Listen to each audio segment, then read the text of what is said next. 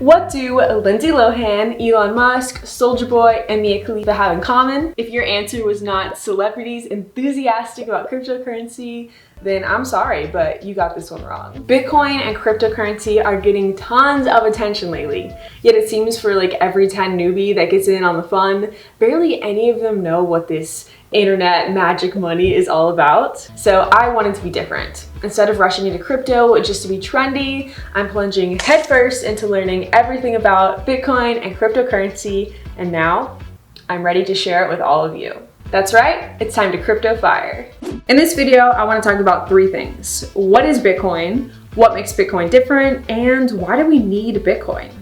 Okay, let me come out and say this straight from the beginning. Bitcoin is not a get-rich-quick scheme. Now, I'm not saying you couldn't get rich quick from Bitcoin, but the true power of Bitcoin is so much more than that. Bitcoin is a movement born on the internet and on a mission to take power from the shady banks and give it to people like you, me, and people like us from all around the world. Hold up. A movement? I thought Bitcoin was a digital currency of some sort. You are 100% correct. Bitcoin is a digital currency. People use Bitcoin to store their wealth, buy goods and services, and quote prices, but that is not what makes Bitcoin special. Most of the money we use is digital.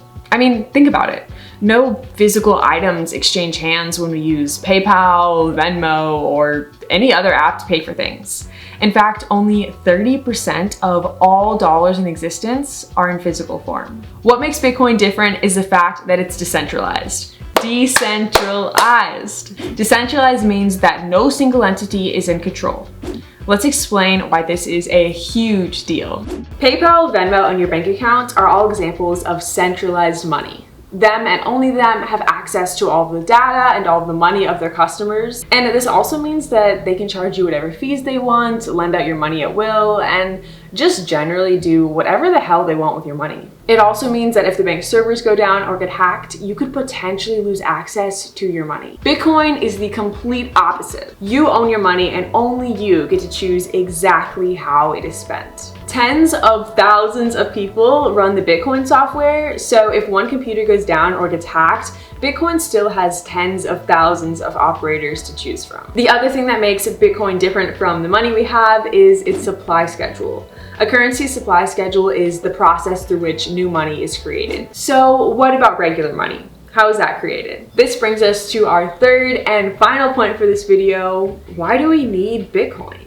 For the last 230 years, US Americans have used the US dollar to denominate prices, pay for things, and store value.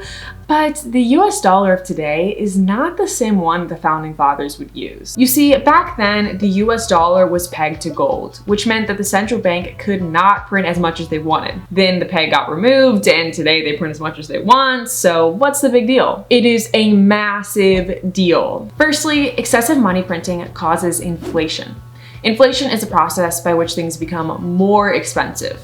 Or you could look at inflation as the process by which the dollar loses its purchasing power. We'll deal with inflation more in a future video, but for now, let's look at the original sin of fiat. You see, the way fiat makes its way into the system is destructive for ourselves and our planet. When the Fed prints trillions upon trillions, it has to get that money into the hands of the people somehow.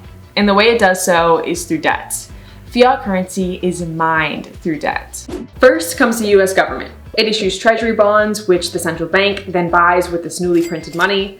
If you're thinking, wait a second, doesn't this mean that the government lends money to itself? Then you're not alone. I also found this part mind-blowing. Then comes commercial banks. They borrow new money from the Federal Reserve at historically low interest rates.